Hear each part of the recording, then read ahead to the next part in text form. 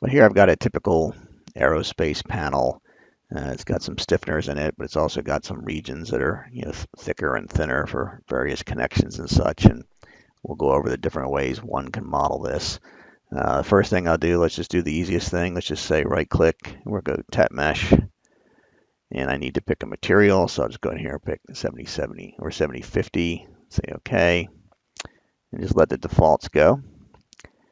FEMAP meshes the surfaces first and puts it into the tap mesher. And the first thing I notice is we've got a really bad element. So there's a tetra collapse of 2000. Nastran likes elements under 100, so this is not a good model. Let me show you how you can find these things and fix them in FEMAP. We ship these custom tools. These are little program scripts that we ship with FEMAP, but there's a neat one here when you're meshing that just says show the worst element. So we'll go in and FEMAP will highlight the worst element and show it to you. And what that kind of highlights here is there's something bad with the geometry. There's obviously some type of little sliver here. So let's go.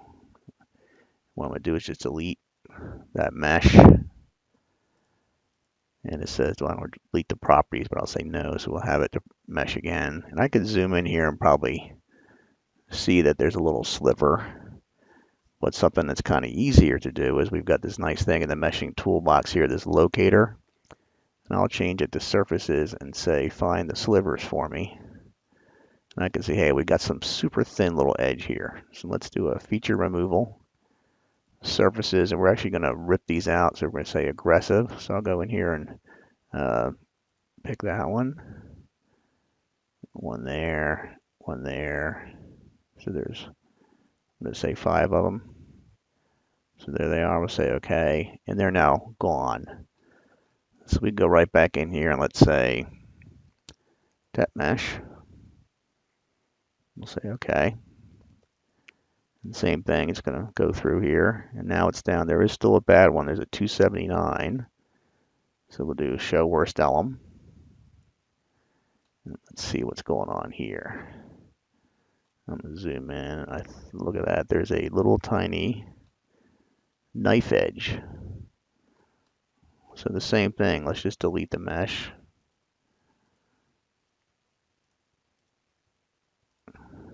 What we could do here is a couple of ways we could split this out. We have a thing used for carving up solids for hex meshing, but here it'd be useful. There's a solid embed face, and what this does is just kind of shoots the face through and knocks a hole into the solid. So this way it'll just shoot through there, and I'll just tell it go 1. It basically splits this into 2 solids.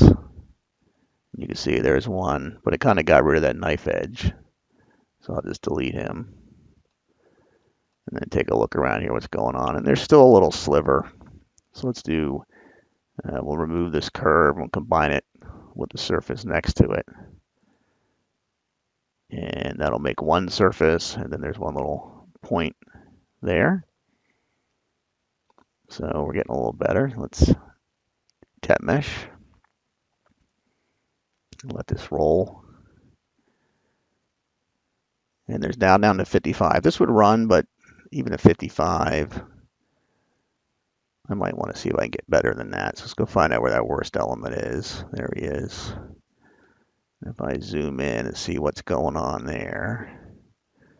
Oh, there's one little short edge. Let me just quickly turn off the mesh. And you'll see there's just one little short edge here. So we can actually just suppress that edge from meshing.